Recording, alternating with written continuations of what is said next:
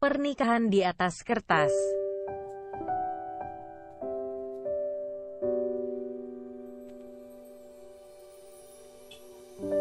Jangan lupa subscribe ya, dukungan kalian untuk berkembangnya channel Novelku. Jangan lupa tersenyum. Kamu berhak bahagia, setidaknya untuk orang-orang yang kamu sayangi. Jangan lupa jaga kesehatan ya.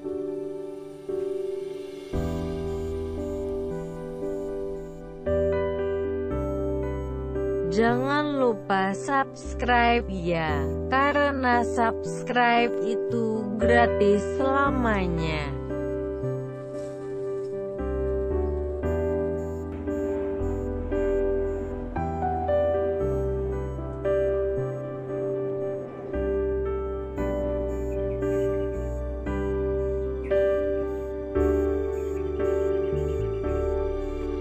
Chapter 24. Maaf Pak, saran saya kita ikuti dulu bagaimana tahap yang diinginkan perusahaan itu. Raka tertunduk seolah ia mundur akan ambisinya.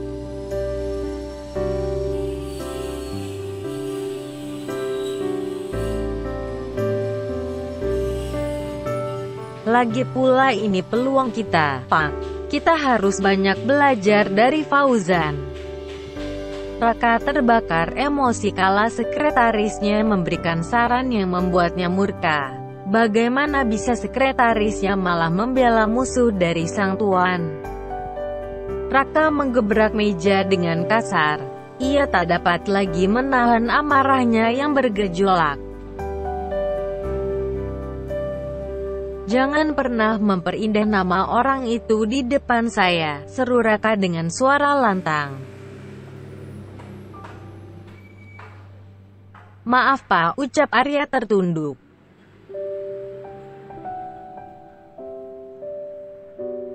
Silahkan keluar, seru Raka sambil menghela nafasnya kasar. Bisa-bisanya Arya menyelipkan kalimat untuk mengindahkan nama itu, kesal Raka sambil melemparkan beberapa berkas yang ada di atas mejanya.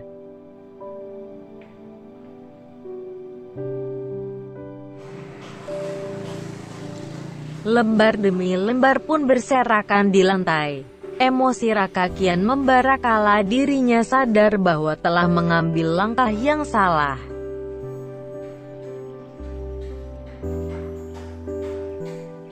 Kurang ajar kalian semua, seru Raka meluapkan amarahnya.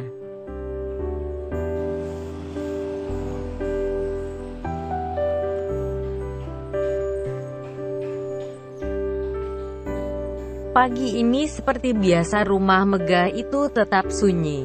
Mungkin hanya ada suara detik jarum pada jam dinding, tak ada yang lain. Senja kembali mengajak raganya untuk berdamai. Sebisa mungkin ia harus segera mendapatkan perjanjian itu. Sebentar lagi Fauzan pasti akan kembali ke Jakarta. Aku harus bisa lebih dulu mendapatkan perjanjian itu. Senja kembali memperingatkan dirinya bahwa waktunya tersisa sedikit untuk mengungkap semuanya. Kembali ia memandangi pintu ruang kerja Fauzan.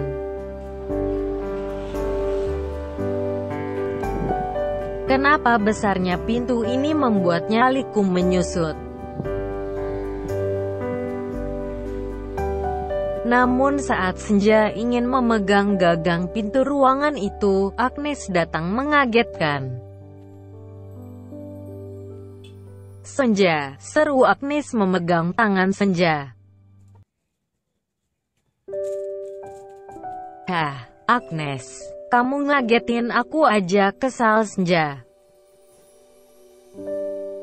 Aku mau ngomong sesuatu sama kamu, ucap Agnes menarik tangan Senja. Ada apa sih? Tanya Senja penasaran.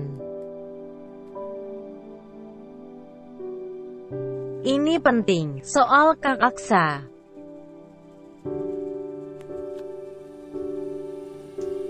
Mendengar nama sang kakak disebut, Senja pun mengikuti langkah kaki Agnes yang terburu-buru. Angin yang berhembus sepoi-sepoi berharap dapat menyejukkan segala amarah yang ada.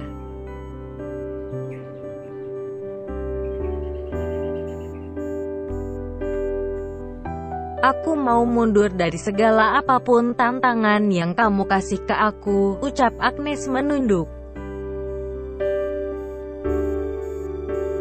Kenapa? Tanya Senja kecewa. Maaf ya Senja, bukannya aku mau menjelek-jelekkan nama kakakmu, tapi aku rasa aku gak bisa. Ya, tapi kenapa? Aku udah gak respect sama Kak Aksa.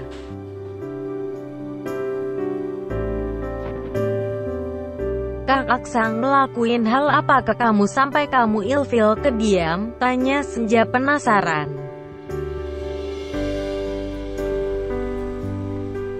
Kemarin aku ke klinik kecantikan dan gak sengaja ketemu Kak Aksa. Dia maksa mau nemenin aku dan intonasinya beda, bikin aku risih, seru Senja meluapkan kekesalannya.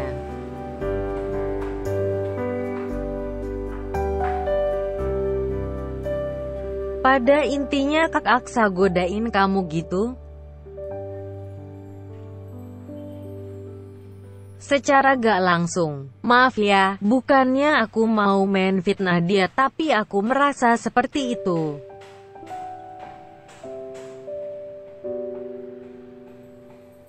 Gak apa-apa kok, setidaknya kamu udah mau coba untuk bersikap baik ke Kak Aksa, ucap Senja menenangkan.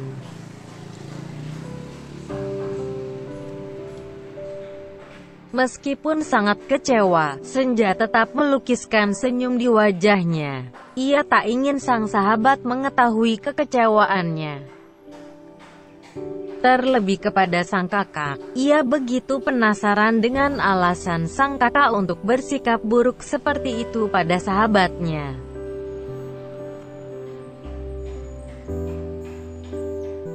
Kamu gak marah sama aku kan? Tanya Agnes berhati-hati. Tentu tidak. Aku senang karena kamu mau berbagi masalahmu denganku. Ya udah aku pergi dulu ya. Hari ini tanteku ulang tahun. Aku mau mencari kue terbaik untuknya, ucap Agnes bersemangat.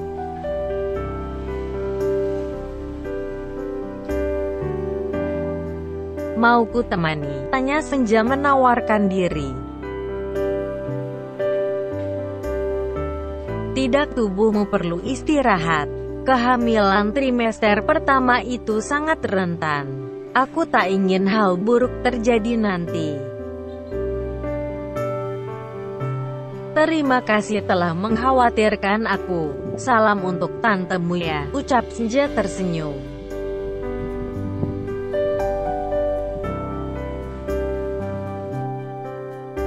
Sama-sama, aku pergi dulu ya, seru Senja bergegas keluar rumah.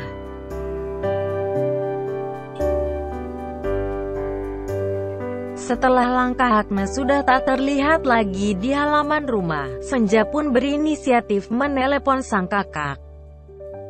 Kekesalannya terhadap sikap buruk sang kakak membuatnya geram. Laki-laki itu begitu menyia-nyiakan kepercayaan sang adik. Kak Aksa kenapa sih? Kenapa nyebelin banget kayak gitu? Kesal Senja sambil mencari nomor dial sang kakak.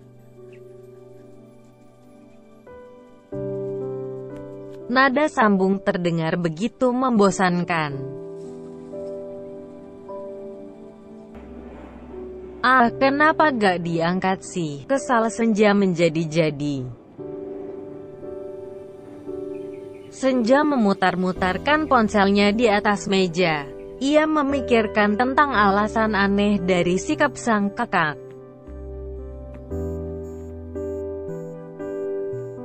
Padahal sebelumnya Aksa sudah bersikap baik pada Agnes di depan Senja. Tapi kenapa di belakang Senja, sikapnya berubah? Senja semakin pusing dengan sekian banyak pertanyaan yang terngiang di kepalanya.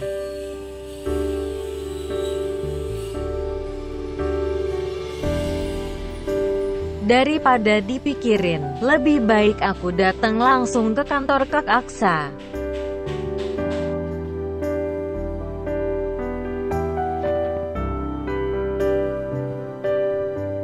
Di sebuah perusahaan multinasional di Dubai terlihat para karyawan begitu sibuk.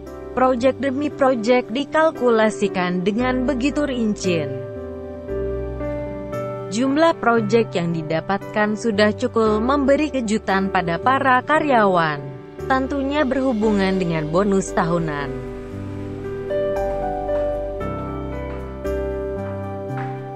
Siang pahit, ucap Fauzan menghampiri sang ayah. Fauzan, akhirnya kamu menuruti panggilan papa. Ada apa, Pak? Tumben papa suruh aku untuk kesini sebelum aku balik ke Indonesia.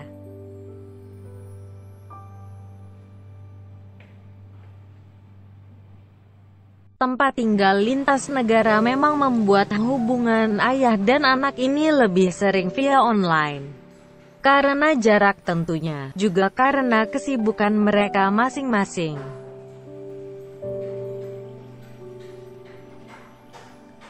Biasanya papa video call aku aja. Memang ada hal penting apa sih? Haris tersenyum mendengar ejekan sang anak. Rasa rindunya memang acap kali hanya ditumpahkan via video call.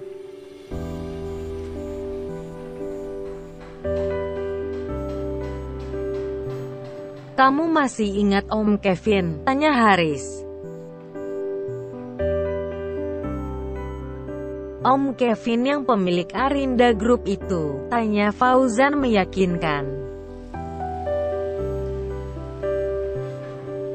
Iya benar, kamu masih ingat?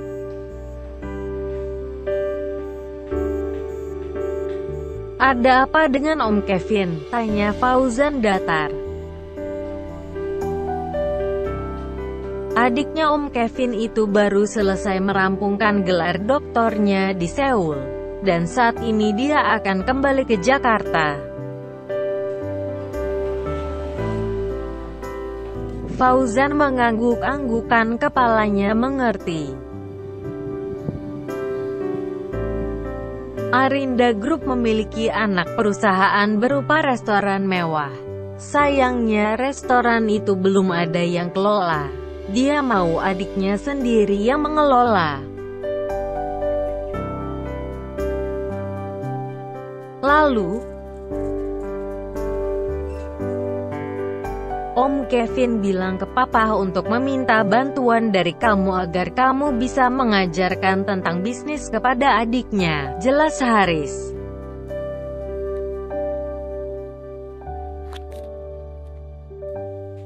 Bagaimana bisa, Pak? Basic adiknya Om Kevin itu di bidang kesehatan, kenapa jadi berbelok ke bisnis? Tanya Fauzan pesimis.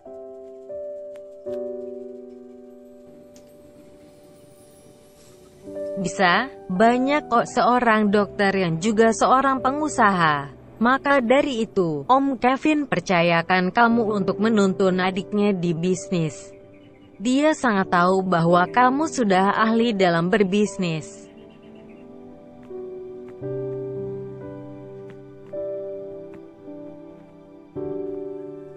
Fauzan mengerutkan dahinya. Menjadi seorang pengusaha sukses sudah menjadi gelarnya. Tapi menjadi seorang pembimbing dan motivator, sepertinya bukan itu keahliannya.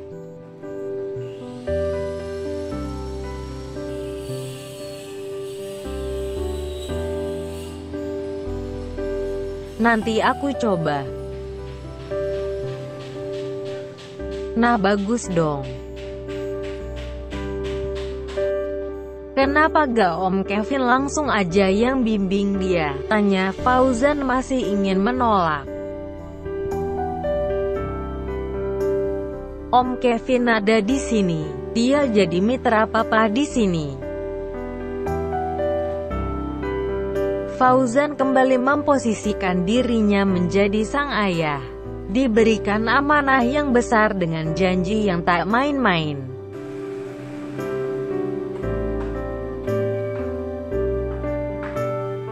Kamu take off jam berapa? Tanya Haris penasaran. Nanti sore, Pak. Aku masih punya waktu 1 jam lagi di sini kok. Haris mengangguk-anggukan kepalanya mengerti.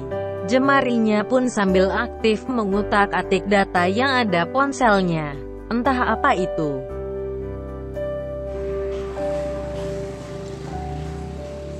Papa mau kasih lihat foto gadis itu tapi ternyata laptop papa habis baterai dan sepertinya charger ketinggalan di ruang meeting. Sebentar ya papa ambil, ucap Haris beranjak keluar ruangan.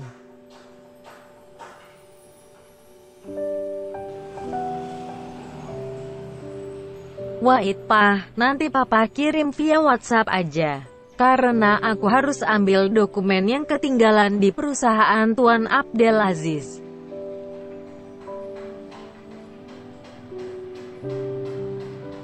Oh gitu, oke baiklah, nanti segera papa kirimkan foto gadis itu ya, ucap Haris kembali ke kursi kebesarannya. Iya pak. Aku pamit ya, setelah itu aku mau langsung balik ke Jakarta, ucap Fauzan menghampiri sang ayah. Dipeluknya sang ayah begitu erat, rasa rindu seraya mengalir deras dari dalam tubuh keduanya. Jarak yang terbatas lintas negara itu pun membuat alasan untuk keduanya jarang bersua.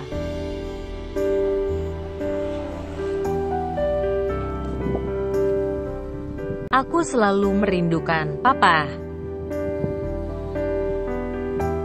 Jaga pesan papa baik-baik, cintai Senja dengan tulus. Fauzan hanya bisa tersenyum dari segala pesan sang ayah yang terlontar. Bahkan ia yakin, tanpa pesan itu pun ia akan tetap mencintai sang istri. Mungkin bulan depan papa akan ke Jakarta untuk mengunjungi kalian. Aku selalu menunggu kedatangan papa, aku pamit ya, ucap Fauzan sambil melenggangkan kakinya keluar ruangan.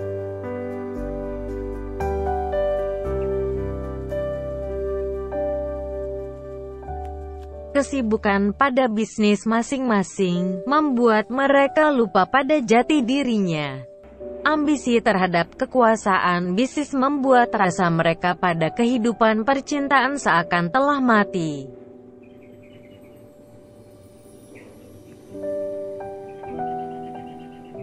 Namun sesaat setelah sampai di depan mobil, Fauzan baru teringat bahwa sang ayah belum memberitahu nama dari gadis itu.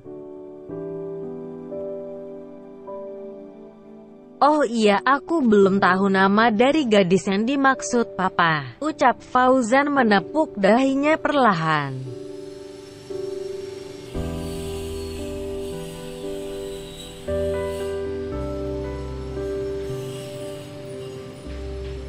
To be continued.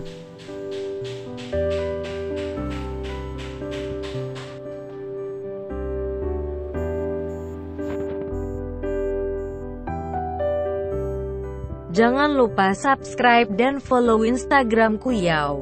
Jaga kesehatan selalu.